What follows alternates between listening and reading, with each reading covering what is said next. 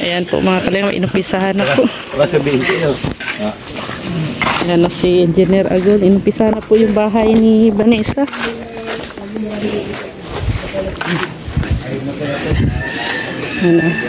Ayan si... ito yung mga poging mga tagagawa ng bahay ni Vanessa. Oh. At syempre ito yung pinaka-head. Hindi naman po pinaka-head. Si Tatay Luis. Ayan tay. Trabador lang. Oh. Kumusta ang gawa ng bahay ni Vanessa?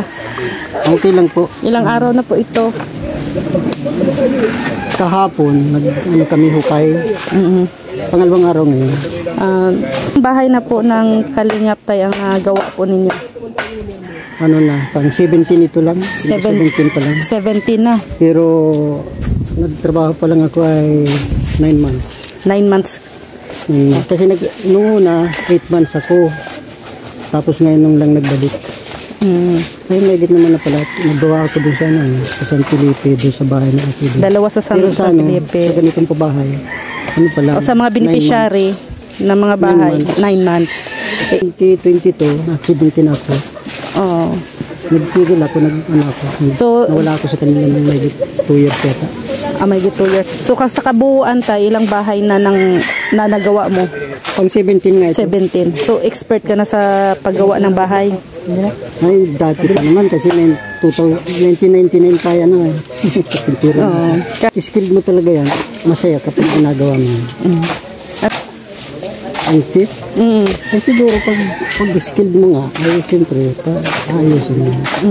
Saka yung, depende yung pag halimbawa, yung mapirang gumagawa at gusto na pulido, talagang patatagalin, pupuliduhin mo talaga yung pagkaimbitin ng pira.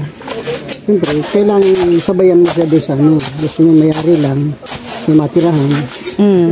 Huwag mabitin yung kanyang budget. Budget, no? Importante.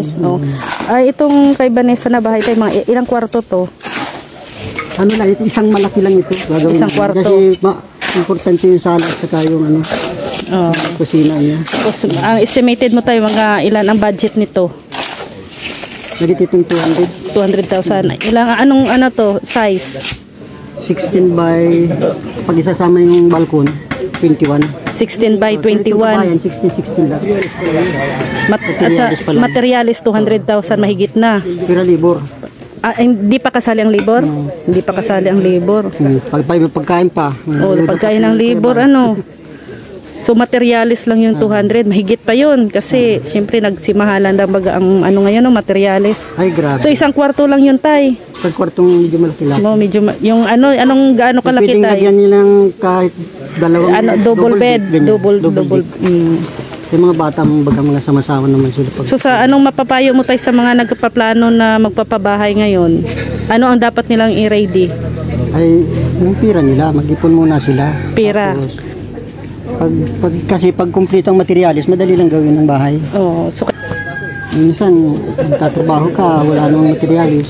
Sa 50,000 tayo, may bahay na bang mayayari niyan? Wala pa yun. Wala pa? Kahit maliit na bahay, baka di ko matapos. Hindi kaya ang 50,000? Kawayan nga lang, mahal ay. Pag kawayan lang. So kailangan talagang maipon ka ng mga nasa 200 to 300,000, no? So, ito po yun si Tatay Luis, ang karpintero ng Kalingap. Maganda sana ito kung kasi medyo model itong bahay na itong gagawin namin. Oo. Maganda sana kung may steel truss ito, kung may mag-sponsor. Steel truss. Mas maganda. Steel truss. Mas maganda kasi yung kukulamber, ilang taon lang. Din yun, masasayang lalo na pag laging mabasa kasi dito sa Dait maulan lagi. Steel truss. Magkano naman ang budget nung tay? Kung steel truss gawin? Mga 25 ganyan. 25,000. Hindi pa kasama yung yero. Hindi pa. Steel lang yun. Ayan. Kaya sa pabahay ngayon, hindi po basta-basta ang pabahay ngayon. Mga estimated mo tayo, mga ilang araw ito matapos? Or linggo? Abutin buwan? Ay, wala naman siguro. Hindi naman. Pinakamatagal yung 3 weeks ito. 3 weeks matatapos na ito. ang finish na ito. Kasi yung 1 linggo buo na ito kung may materialis. Pag kumpleto ang materialis. Ito, ano pa lang to, pangalawang araw. Pangalawang araw po nila ito. Yung 1 linggo nito, baka mabubungan naman na ito. Kasi saglit lang naman itong asintadahan. Oo. Ang maano lang nito, yung finishing nito, magta-tile, pintura, yun lang medyo maano. Tagal-tagal lang ito. Yung bahay ba ni Vanessa tayo, yung kusina nandito na sa loob or dito sa loob? Sa loob. Dito yung CR niya. Dito yung lababo niya. Dito CR ito. Yun, isang malaking kwarto. Yun naman terrace. So kasya na sila mga ilang tao ito tay? Ay, pang ano ito? Isang pamilyang kunti ang anak. Yung pinaka ito. Ito yung design. So, ano yan? 200 to 300,000 ang budget. No? Yung 200,000 ito, hindi pa kasama ang labor. Pagkain. So, kaya, hindi pa ano po yun. Yung tiles yan, mabigat din yun, saka ang pintura. Tapos yung steel truss, no? Kung mga steel truss. Pag hindi, natika kami sa kukulamber. Wala namang kukulamber na maganda ngayon. Oo. Pero sayang yung pabahay pag masisira agad yung bubong. Kaya mas refer mo, mas advice mo na steel truss. Salamat tay Luis sa sa oras. Yan si yan si Kuya Balay magkakasakit yan pag hindi tumulong talaga. Buhay na niya yung tumulong sa kapwa. Kahit simula pa noon ay grabe yan. Proven mo na tay. Ito na yung niya. Di ba yung maubusan? Laking tulong tayo sa mga beneficiary. Ikaw tayo, may bahay ka na? Meron na. Meron na. Ayos naman ang kaunti. Oo. Kasi sabi nila karpintero tayo. Sabi nila, pag karpintero walang bahay. Hindi naman lahat. Hindi naman lahat. Kasi lagi ako sinasabihan na ganyan, bakit daw karpintero, walang bahay? Kaya pinaganda ko yung bahay ko. Pinaganda mo? Hindi naman masyadong maganda yung kaya. Tama lang. Simple lang. Tama lang. May 4 na kwarto din naman. Kaya po si Tatay Luis. Siya yung ngayon dito sa bahay ni Vanessa. Sino mga kasama mo dito tay? Paggawa? Si Ronron. Expert itong builder, mason, all around din, electrical, electrician. Yun namang isa, manugang ko yun. Manugang mo yung isa. Ay, sinervice ko lang at namamasada siya. Para nakatulong ka din tayo. Ay, wala akong service. Nahiya na siguro. So tatlo kayo dito tayo gumagawa. Ayan po. So parang mga fighter talaga yung mga kasamahan ko. Sabi ko kanina, mamaya na tayo.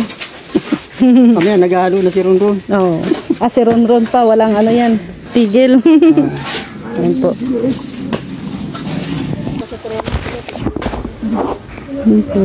Ayan po mga kalingap, bahay ni Vanessa. Mga 3 weeks daw po, matatapos na po daw itong bahay po ni Vanessa. Maraming salamat po kay Kuya Val Santos Matubang, Ate Edna Vlogs, Kalingap Rab, at syempre sa mga sponsors sa bahay po ni Vanessa. Ayan Vanessa, inumpisa na yung bahay mo? Ayan, nakikita mo na talaga. Anong masasabi mo?